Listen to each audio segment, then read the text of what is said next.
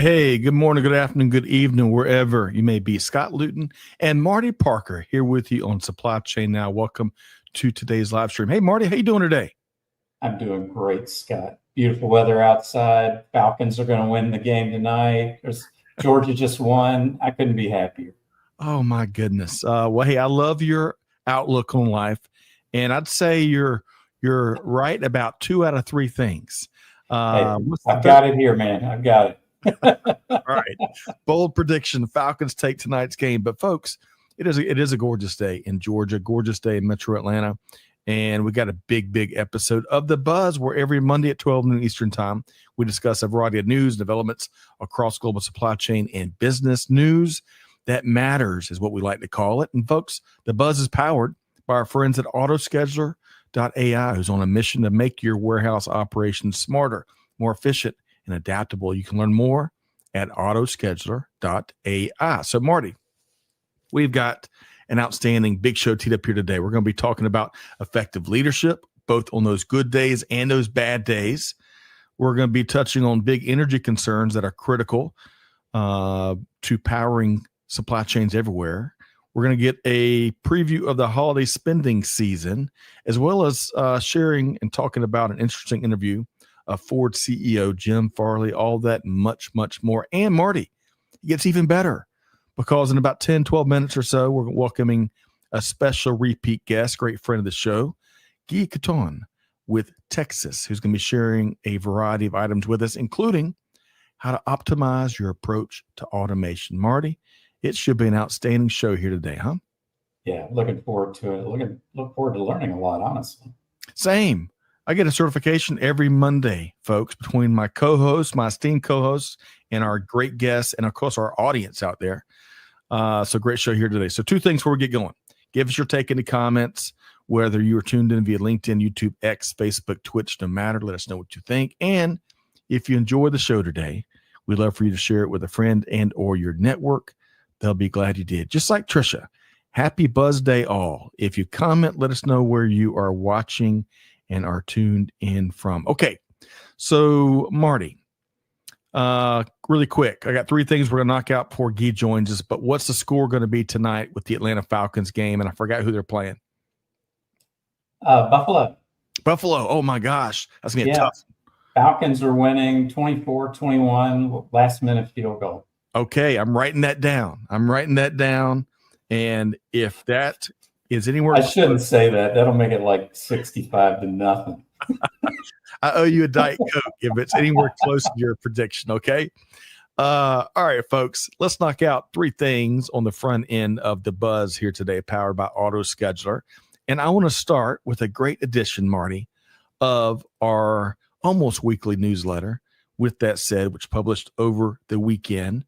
Now, Marty, we featured your been there, done that leadership perspective in this edition.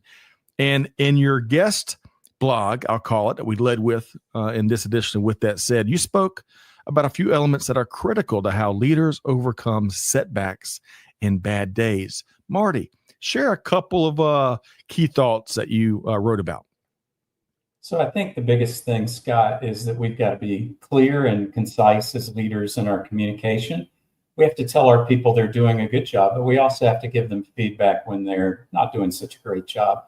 And I found leaders afraid to do that. And they'll come to me, hey, I want to fire this person. And I'll say, how long has it been that you've been having ongoing conversations? Oh, we talked about it about 3 years ago. And it drives me absolutely up a wall. And I'm like, no, you won't be firing somebody.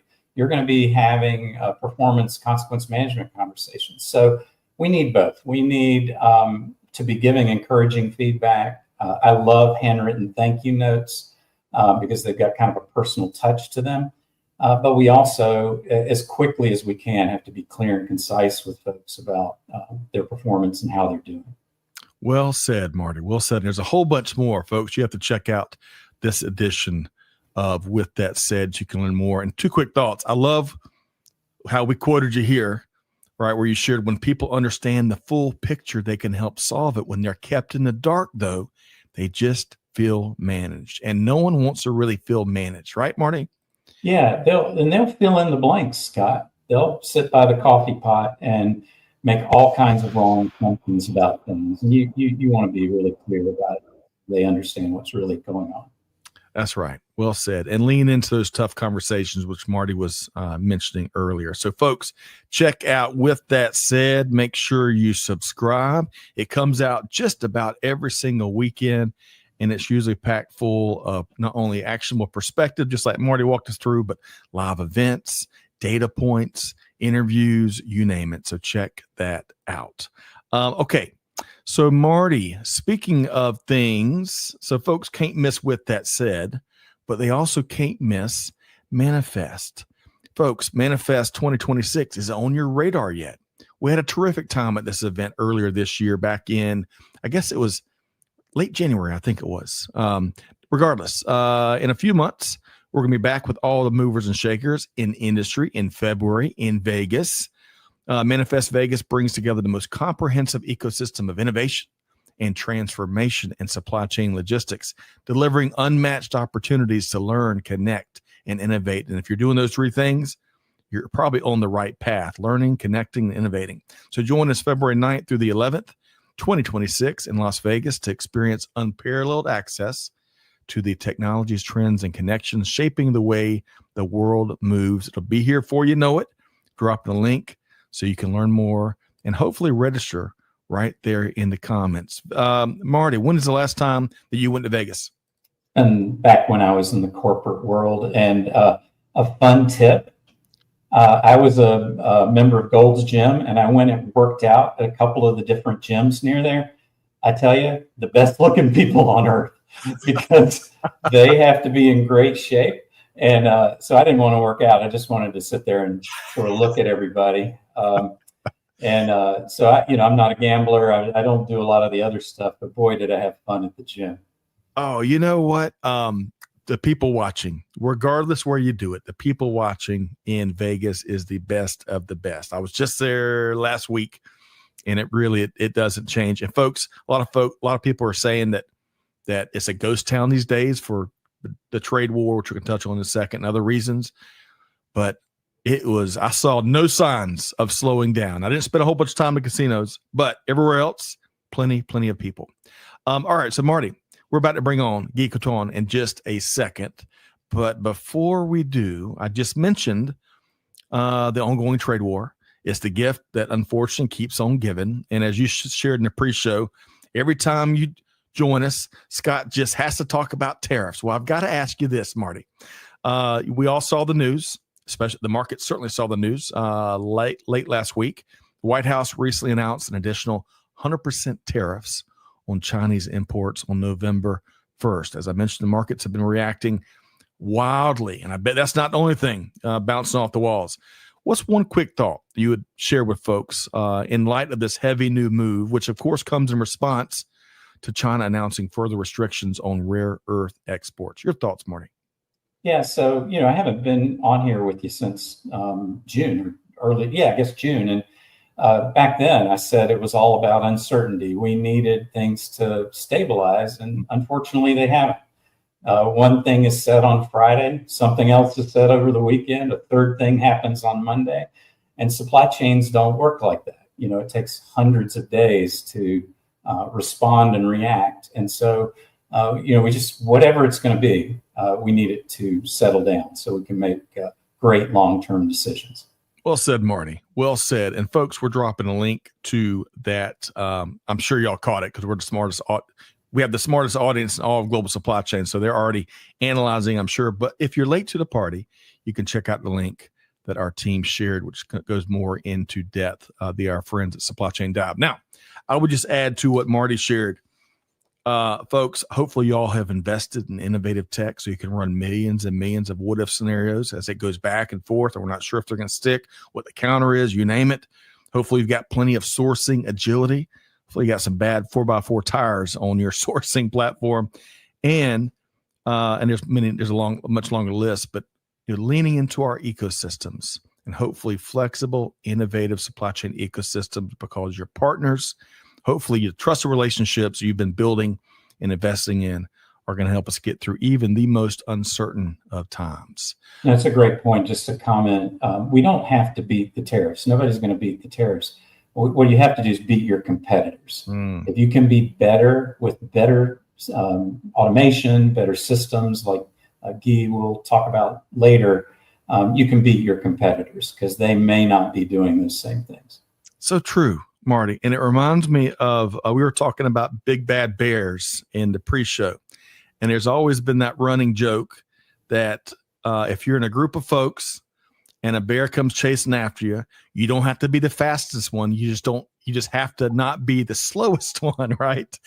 And kidding aside, there's opportunities in every challenging and uncertain environment. So lean into your supply chain ecosystem for sure. Okay. Marty mentioned our special guest here today, great friend of the show. We've known Guy for quite some time. He's doing big things out in industry. We're delighted to have him here on The Buzz, powered by our friends at AutoScheduler. So Guy Courtin is a senior executive with over 25 years of experience in the technology field, specializing in supply chain, logistics, retail, automation, and fulfillment. He holds a master's degree in international relations and, get this, a dual citizenship in the EU and the USA, which gives him a global perspective and a diverse network of contacts and partners. Guy's got his finger on the pulse, folks. Guy serves on the leadership team with Tecsys, which is a leading provider of world-class solutions for complex supply chain challenges. Let's welcome my friend, Guy Courtin, Vice President of Industry and Global Alliances at Tecsys.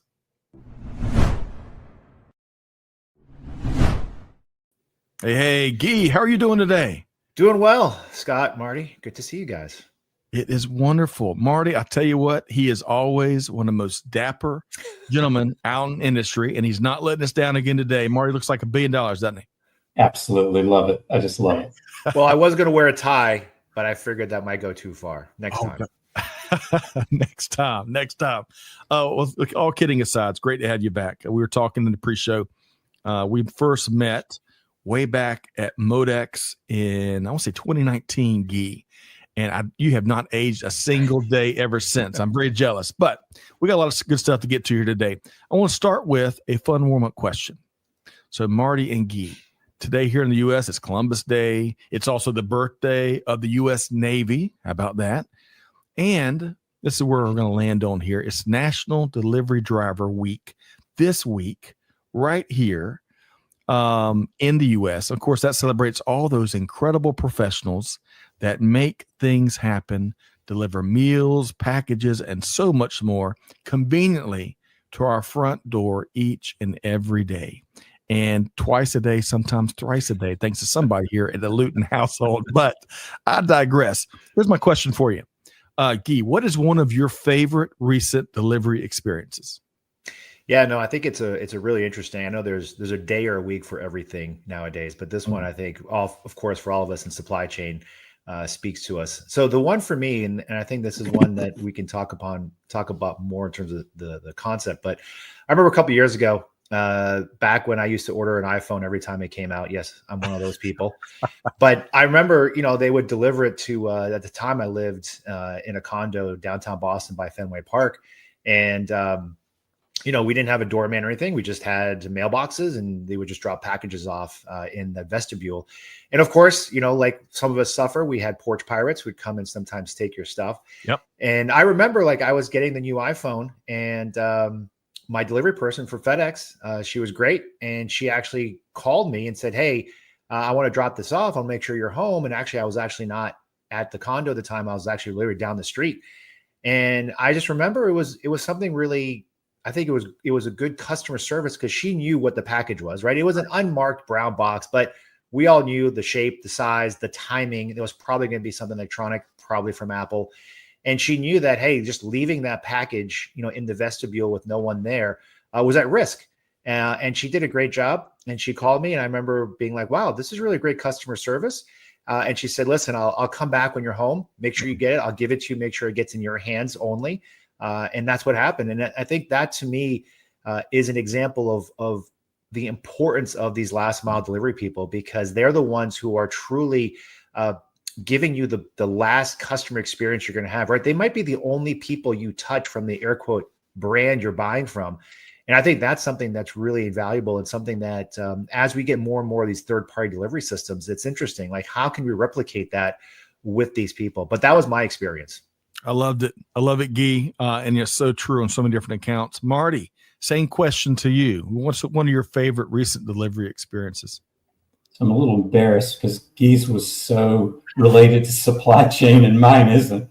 But my students have made me a playlist on Spotify called Marty's Driving Home Rap. Nice. To keep me awake during my 90-minute commute. And so one of my drivers came up playing a Drake song, and I knew the Drake song, Way Too Sexy, because of this playlist. And so we were dancing together, and I love it. He high-fived me, and I don't even want to say the carrier because he might get in trouble or something. But I've gotten in trouble with that playlist, by the way. But anyway, it was great. Just like he said, we made a connection and had a great experience because of such a great driver and such great music. That's right. And I love that. Oh, if only we had the Zoom or whatever, the doorbell camera, because I would love to see that moment with Marty and that delivery driver, and Amanda and Trish are getting a kick out of it behind the scenes too.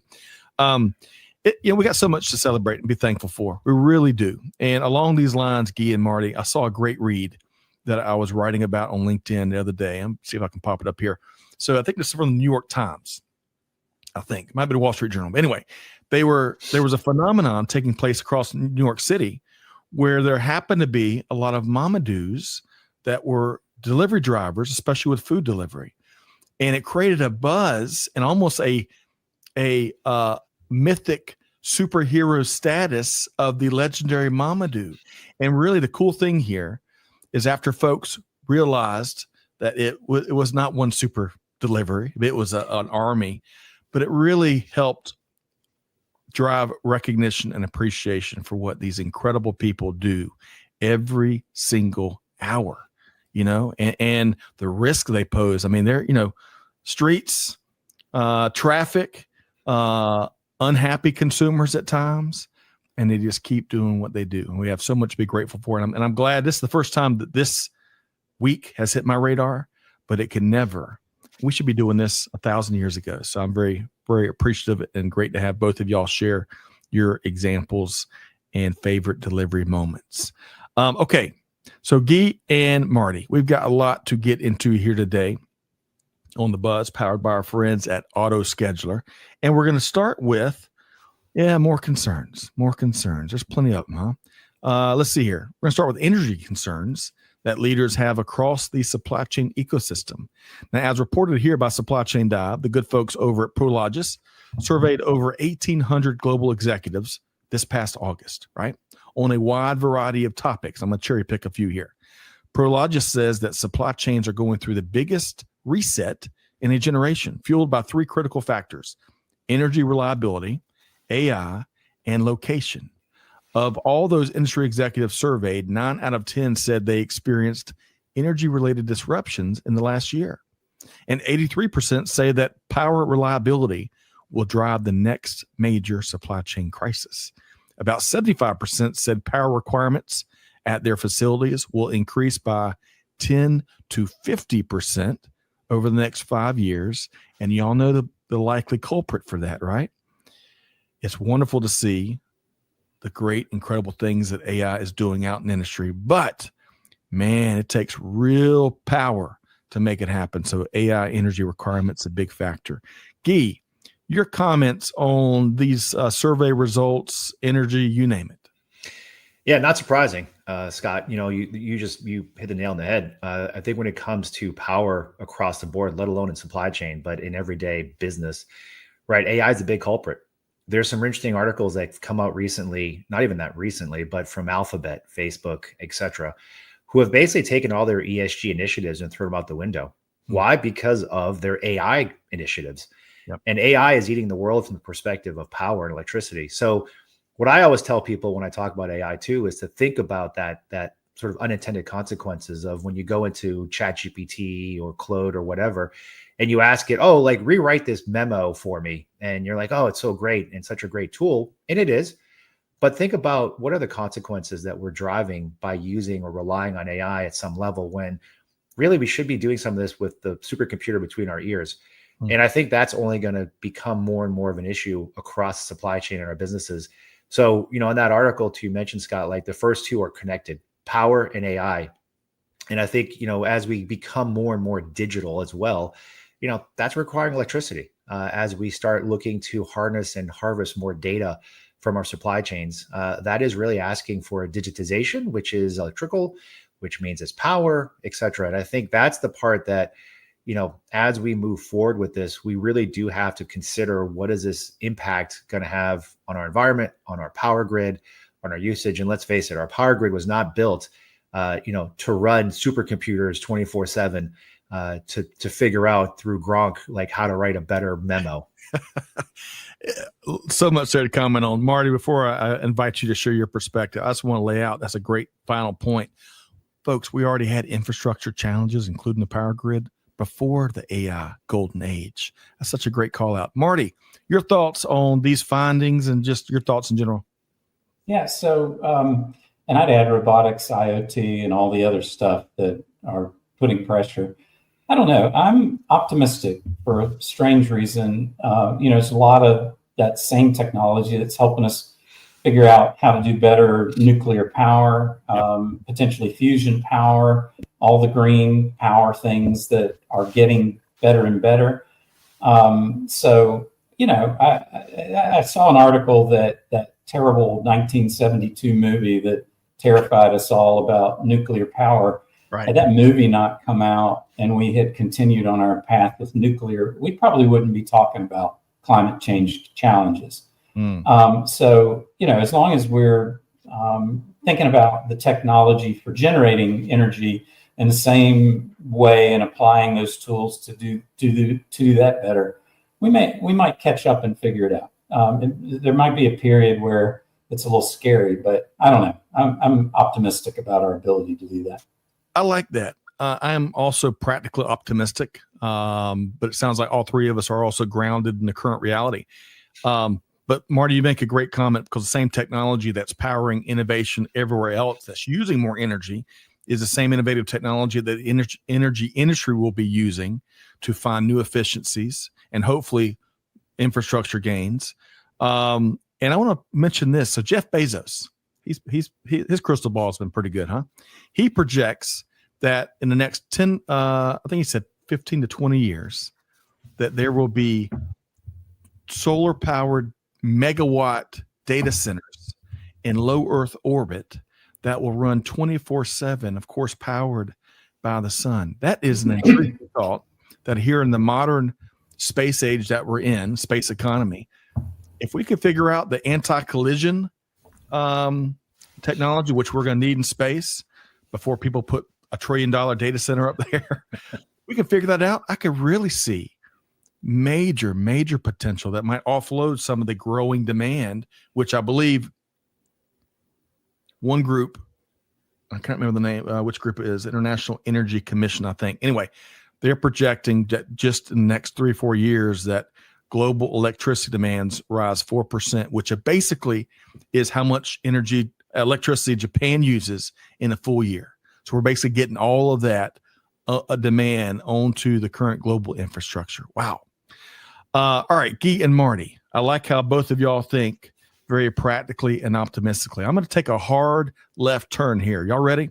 Hang on to your socks and your hats, because we're talking softer stuff here. We're talking about the holiday season, and it's tough to believe we're in mid-October. That's crazy to me.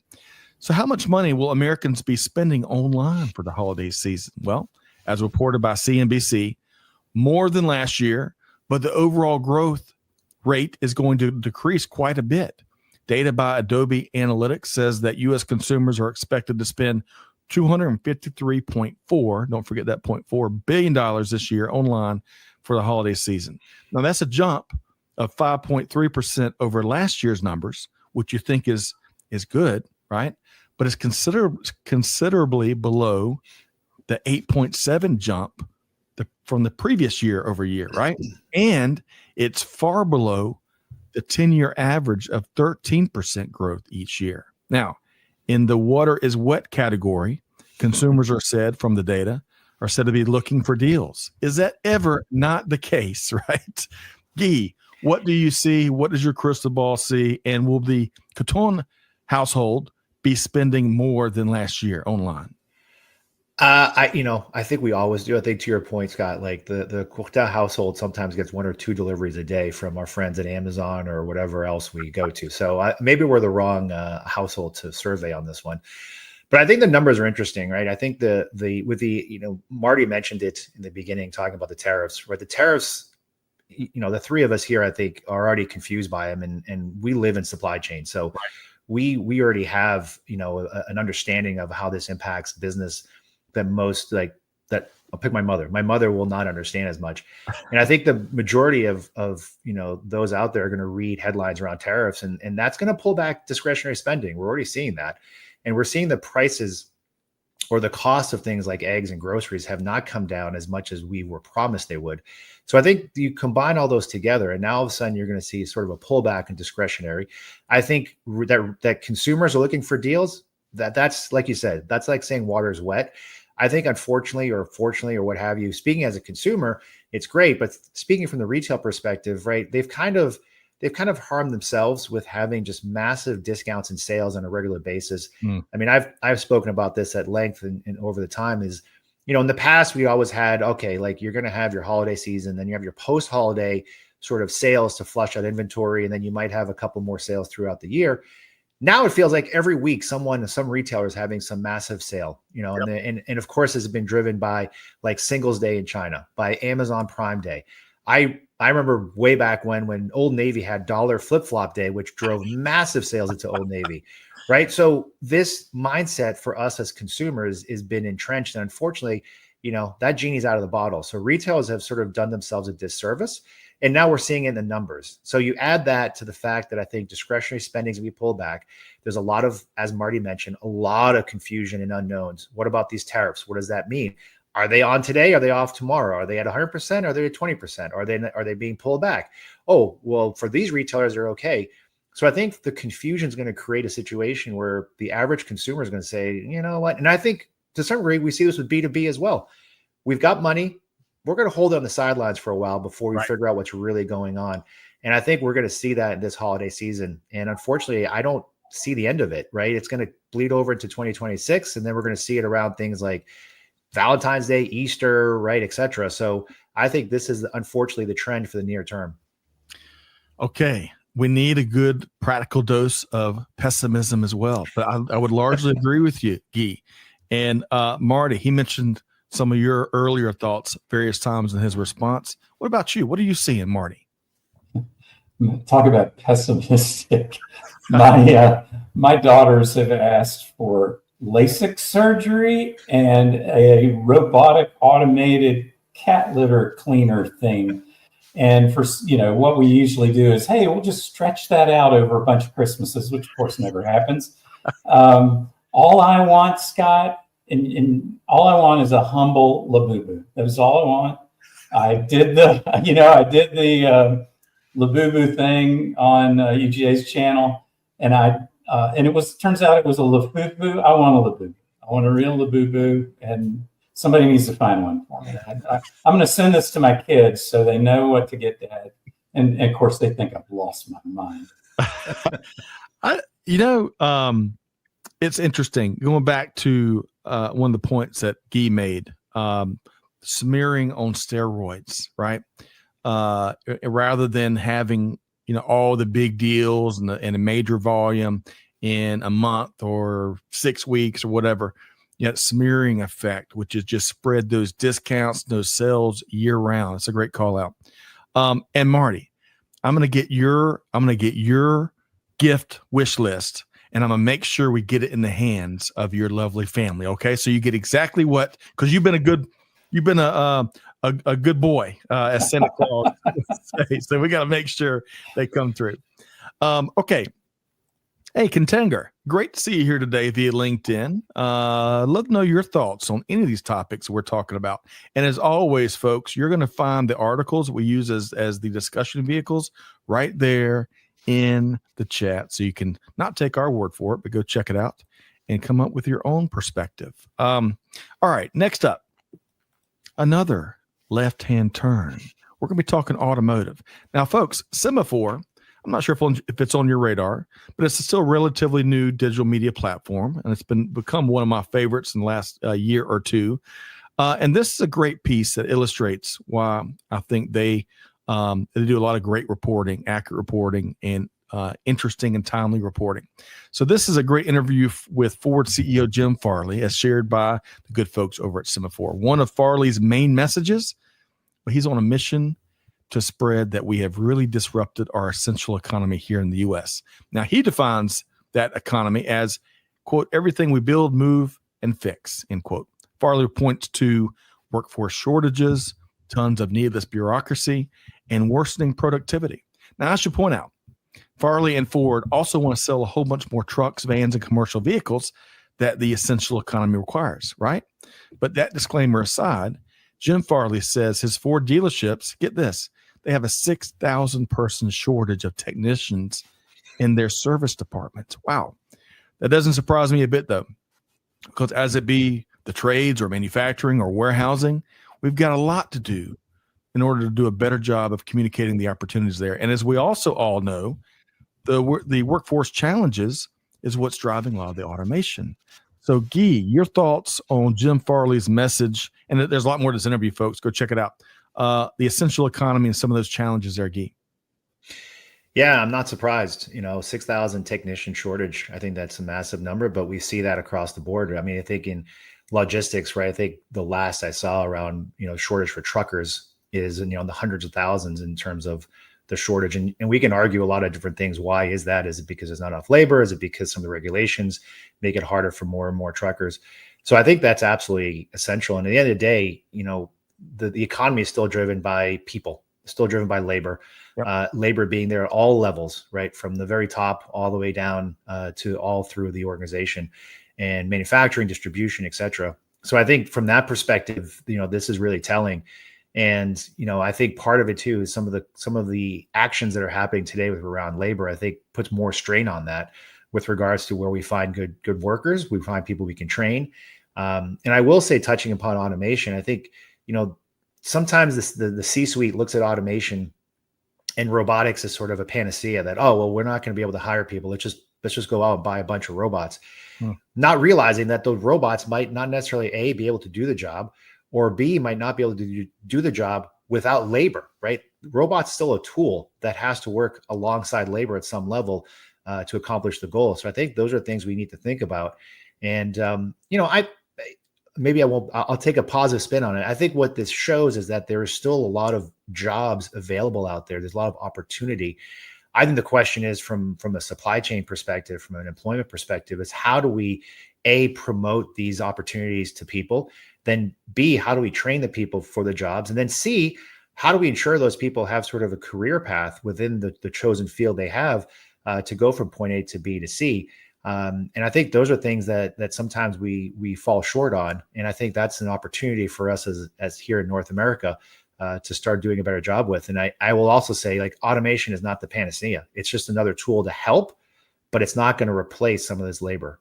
That's right. Guy, excellent perspective as always. The right tool at the right time for the right problem that's well-defined, that has a strong business case. Great point. Marty, your thoughts here on this interview with Ford CEO Jim Farley via Semaphore?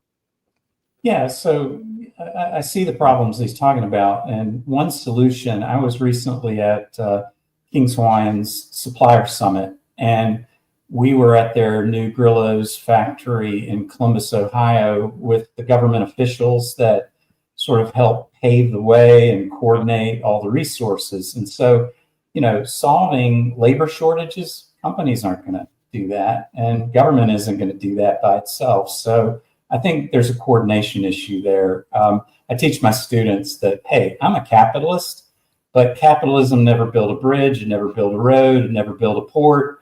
And so, we are going to need more students that are going into things like trade schools, which I know the Trump administration has been emphasizing. But it's going to need to be coordinated effort with, industry and government. And right now, it just seems like we hate each other, And so it was really nice to go to King's Hawaiian and meet these officials that love a private company, and the private company loved them, and they want to sort of work together on these things.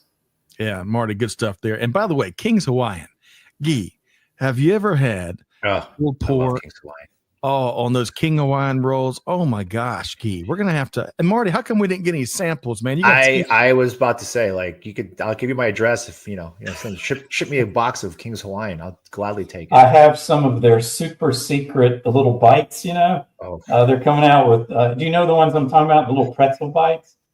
No, but it sounds delicious. Yeah, they're King's Hawaiian sweet, but they've got little leprechauns that glue salt on the outside of them.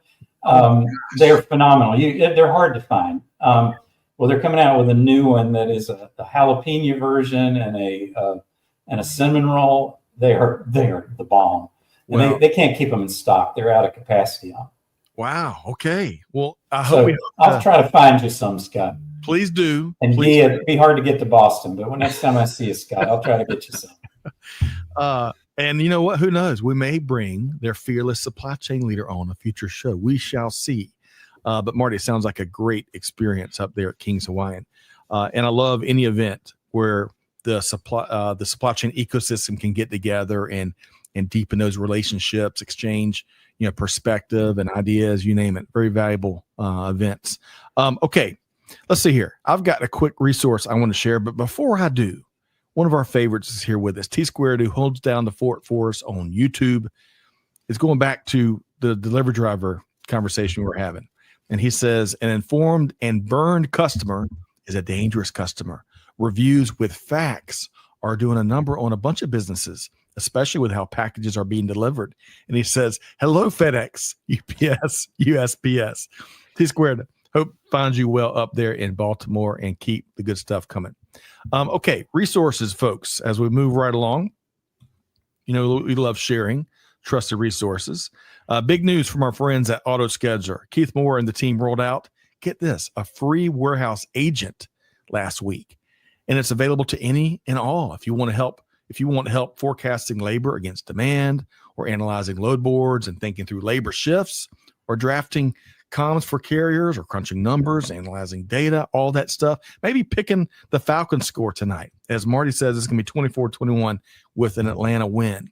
Whatever the case, use the warehouse decision agent for free to do all of that in minutes, maybe even seconds, rather than days. You can learn more at via that QR code there, or the link we're dropping in the comments. Okay, Guy, this next segment, I'm looking forward to picking your brain and getting Marty's thoughts on your perspective here. We're going to dial it in on messages, ideas, innovation, and perspective you've been sharing with industry leadership all year long.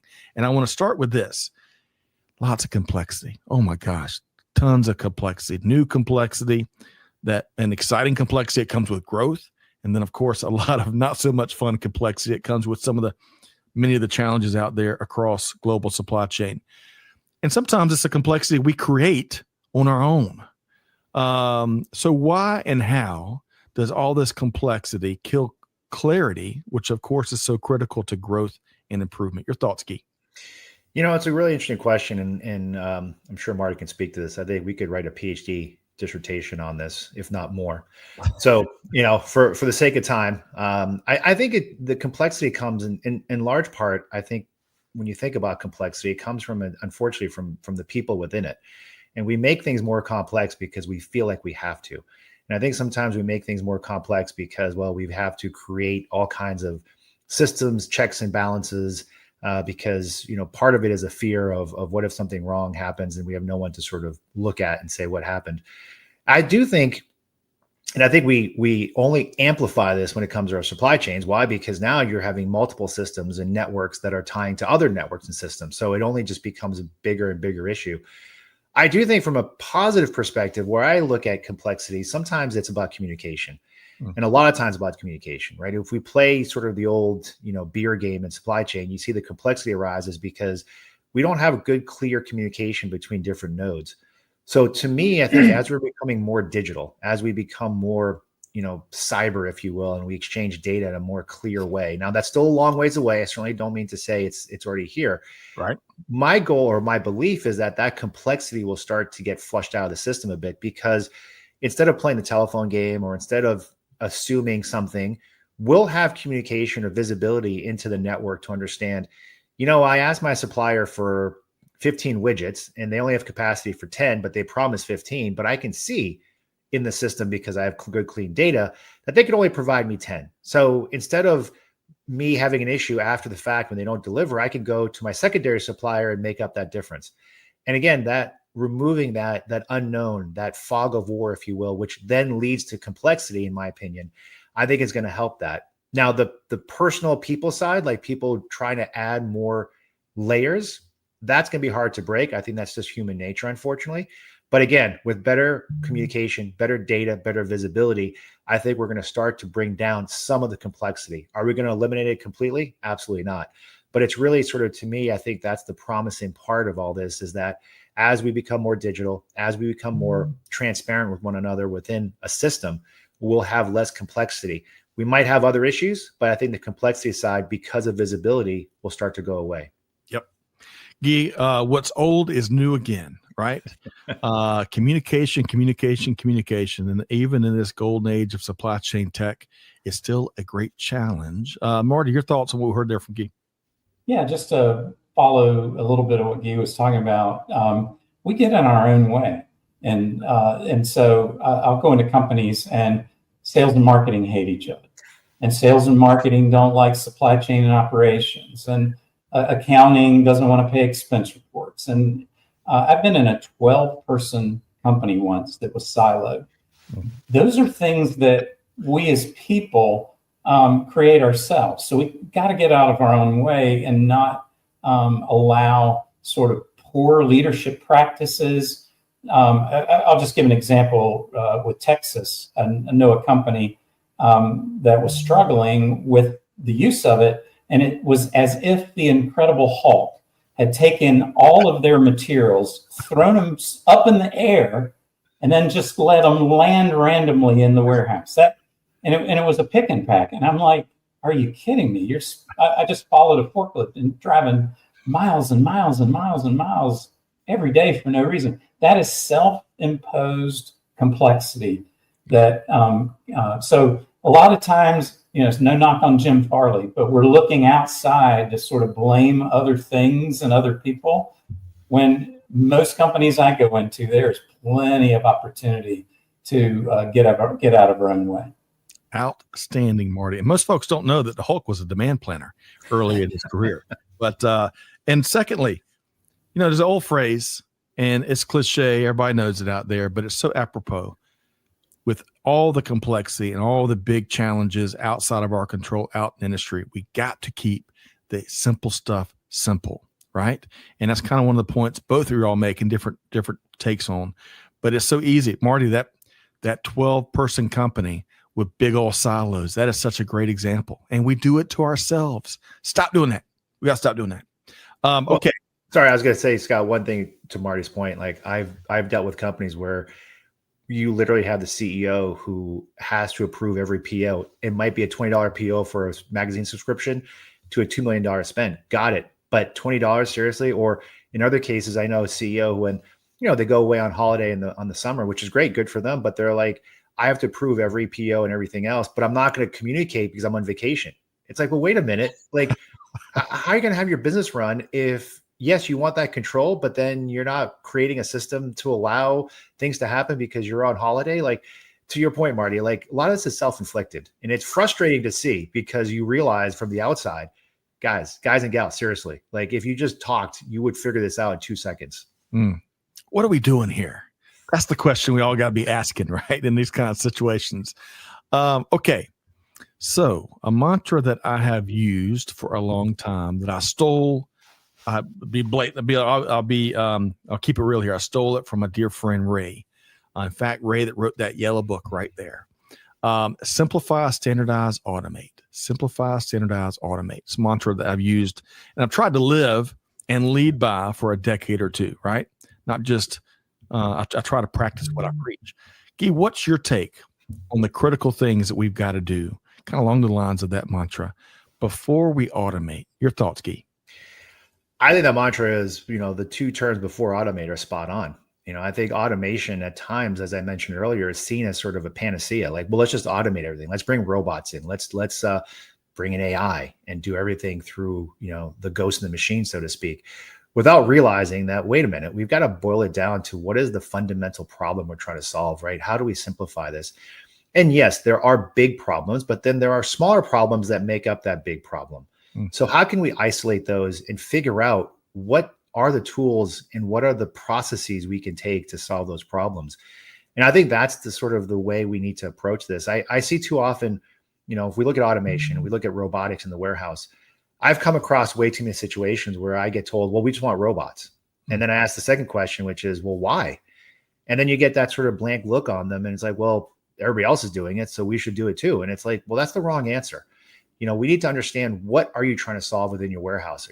Is it a picking issue? Is it a put away issue? Is it a cycle count issue? Is it just a point to point movement issue? Where is the bottleneck and what's happening? And then let's try to isolate that. Let's simplify it and let's try to solve it. And then if automation is the right answer, fantastic. Maybe it's not. Maybe it's just a process issue. Maybe it's a personnel issue. Maybe you're slotting your warehouse improperly.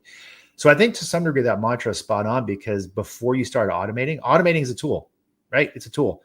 It's like saying, hey, I need AI. And it's like, well, what are you trying to solve? Or, I have a great cartoon, I think, Scott, that you shared with me, right? Where it's like someone standing with a hammer that says, I found the solution to our problem, but the problem is all a bunch of screws. Right. So it's like, well, wait a minute. Like, I need a screwdriver, not a hammer. So I think that's the same problem here. The question, again, the issue, though, back to what Marty said earlier, sometimes it's self-inflicted, right? It's like we get wrapped around the axle. And I've seen this a million times. I worked at Forrester in the late 90s during the dot-com boom. And I remember companies coming in saying, we want a website and do e-commerce. And I'd be like, well, why? Well, because Amazon's doing it. Yeah, but you sell water. Like, you literally are in the water purveyors. Like, you're shipping bottles of water. E-com is not for you. Yeah, but we're going to do it. And it's like, okay, like, it's your money. But I think that's the problem. And sometimes we get in our own way, as opposed to having those conversations about what's the problem we're trying to solve. Are there sub problems?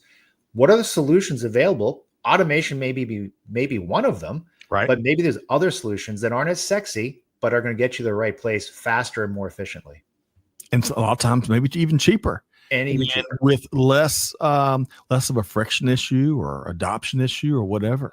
Marty, I tell you, industry needs to hear Guy's last response to that question and embrace it, because we see so much of that shiny object syndrome where business leaders, they see AI doing all this stuff. We just got to have it, invest it, and throw it over the fence and aggravate the heck out of your team, and also not getting results. But Marty, your thoughts here? Yeah, I go all the way back, believe it or not, to company strategy. A lot of companies don't even understand what kind of company they are. I teach a simple model, are you an innovator, a customer-centric company, or a cost leader? The supply chain of Spirit Air and Delta aren't the same. The supply chain of Walmart and Lululemon aren't the same. And so many companies don't even understand ultimately what they're trying to accomplish, because they haven't gotten that out. And then I use an ancient tool, Pareto, ancient in the lean world. And I tell people that's the most important tool. Work on the things that matter. We work on so many things that don't matter. And by matter, I mean win in the marketplace, make money in the marketplace. And they just forget that. And so, ultimately, as a COO, I'd be asking, well, how does that robot help me make money? What checks am I not going to be cutting? Or how much more revenue am I going to make? And if you can't go back to the strategy, now there may be a customer-centric strategy and a metric around that, but eventually that leads to revenue, right? And higher gross margins and things like that. So my biggest thing is even companies understanding what they do and making sure their people understand that as they're making these kinds of decisions. Billion-dollar advice. That's right. And gosh, when you help your teams see the strategies and the bigger picture, I tell you, you're going to be blown away with some of the ideas they're going to come back with. But you mentioned Pareto, named after Vilfredo Pareto, the famed Italian economist, mathematician, and many, many other things. I wonder if he knew hundreds of years ago that his name would still be relevant and tied to a fundamental business principle that's still very valid, generations later. I'm kind of curious. Is there a Luton law out there that's going to be sticking around in a few decades? I am no mathematician, so maybe not. But anyway, all right. So let's do this. Guy and Marty, you are quite a 1-2 punch here. I feel like I'm getting at least an associate's degree, if not a 4-year degree from our conversation here today. But I want to shift gears here. Actually, before we take a peer into the supply chain, dog's supply chain, Guy, really quick, what are some of the cool things that you and the team over at Tecsys have been up to? There's a lot of things we're working on, but I think some of the really exciting stuff more recently is focusing on within the healthcare side, like pharmacy. And I think this is really interesting supply chain challenge, because I think the pharmacy supply chain is fundamentally shifting from what it was, 5, 6, 7, 10 years ago. And I think the opportunities we're seeing is, to some degree, pharmacy is starting to cross over into what retail is, which is we as consumers now expect to be able to get prescriptions when we want, delivered to our home, fulfilled the way we want. And that's putting a lot of pressure on the pharmacy supply chain to understand how to respond to that. So that's one area that I think there's a lot of really interesting work going on that we're in the midst of. And I'm really excited about that, because it's a space where supply chain, to some degree, took a back seat. Supply chain was always, yes, from the manufacturing side, important, but to that last mile. I mean, you mentioned it, Scott, right? This is a last mile delivery week. And I think that's one area where you're going to see a lot more innovation, if you will. And there's a lot of challenges because, of course, shipping a T-shirt to someone's home is very different than shipping a narcotic. But I think we're going to solve that problem. And that's something that I'm really excited about as we look forward. I am too. And because we've got a problem. We've got to continue to innovate for so many different reasons. All right. So Marty and Guy. Marty, we're going with you next. And Guy, again, thanks for being here. Really appreciate what you and the Tecsys team are up to, helping to make the industry much, much more successful by solving a lot of the complexity out there. But you mentioned healthcare. And I got to mention what Regine Valet shared with us a couple months back. She's the chief supply chain officer and much, much more at Auctioner Health down in New Orleans. And she's really a trailblazer and a pioneer that was doing some really cool things prior to the pandemic, when the world was changing, that folks didn't think healthcare supply chains could do. Fascinating individual and a dear friend. But we were asking her, as a pioneering leader, how can the rest of us kind of unleash our pioneering leadership skills? And one of the many things she shared with us, and maybe we'll drop the replay in the chat, is she said to regularly ask 2 questions.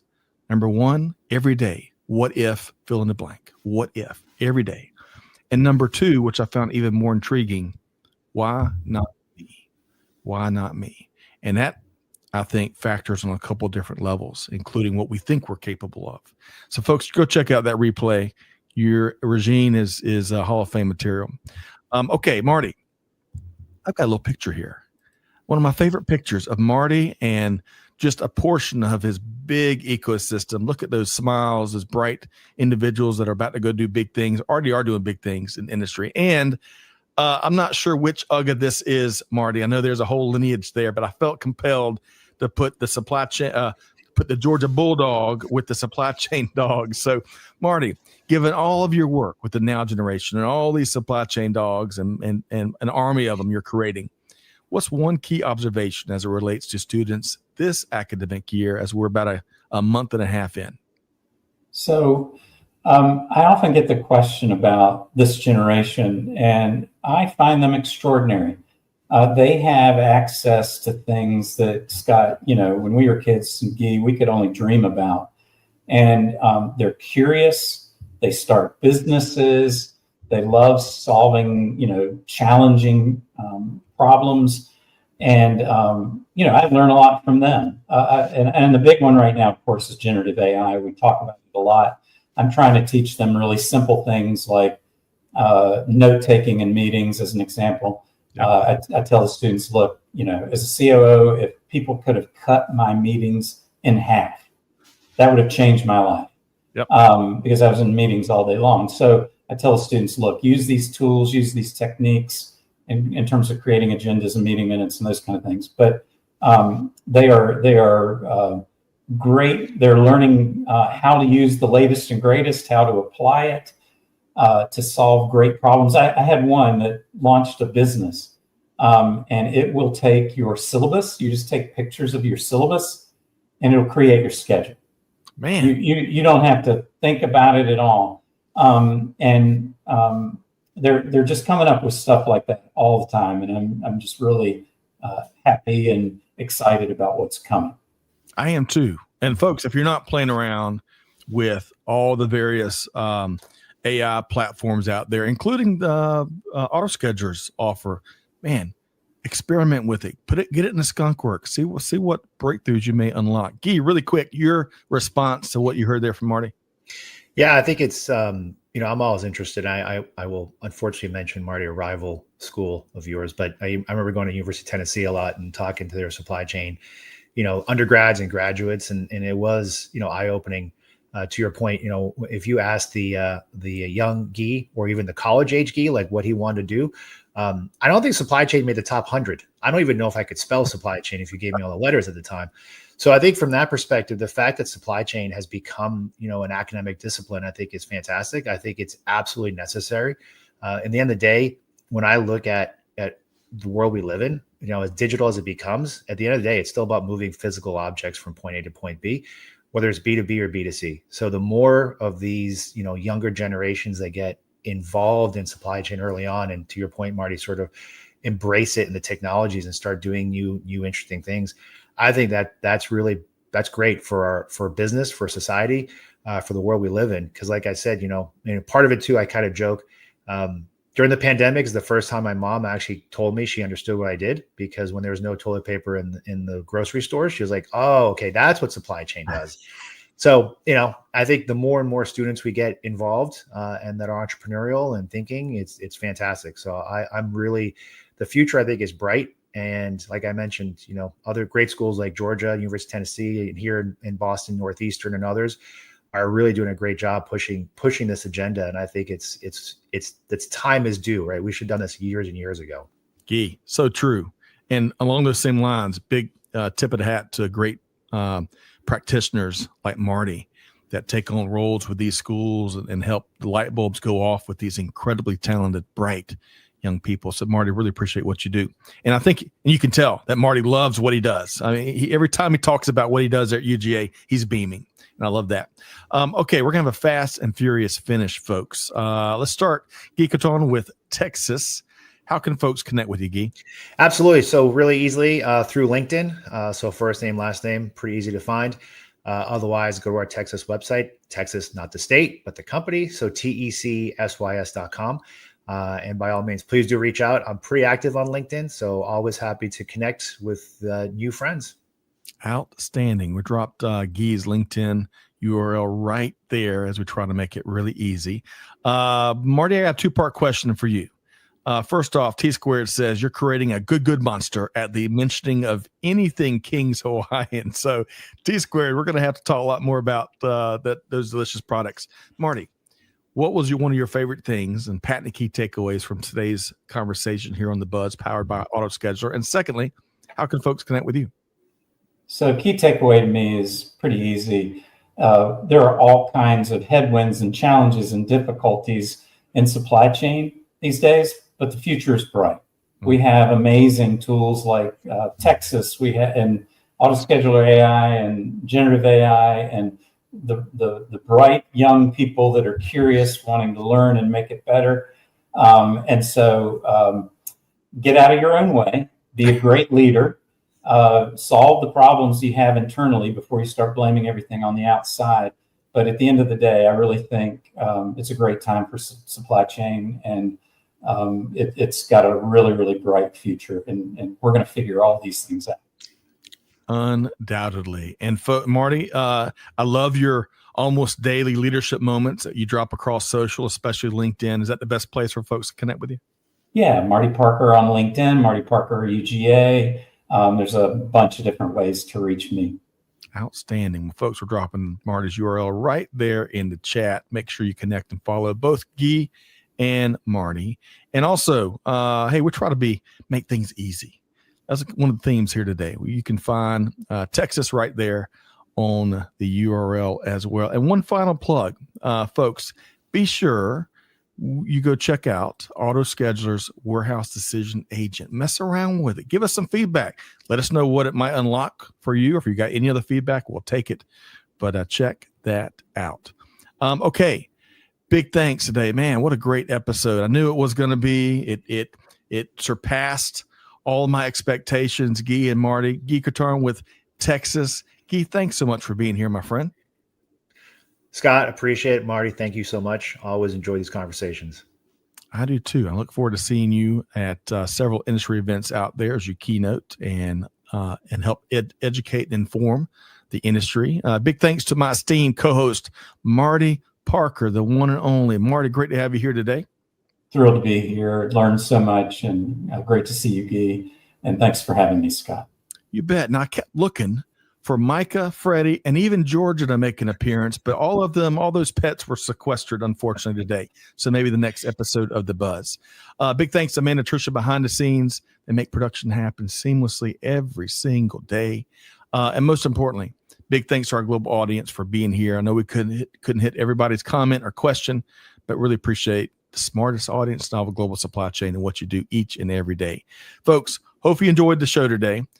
The challenge, though, you got to take one thing. Guy and Marty brought it, and then some. Take one thing they shared, share it with your team, put it into practice. Deeds, not words. That's how we're going to continue to transform global supply chain and leave no one behind. And with all that said, on behalf of the entire Supply Chain Now team, Scott Luton challenging you to do good, give forward, be the change that's needed. We'll see you next time right back here on Supply Chain Now. Thanks, everybody.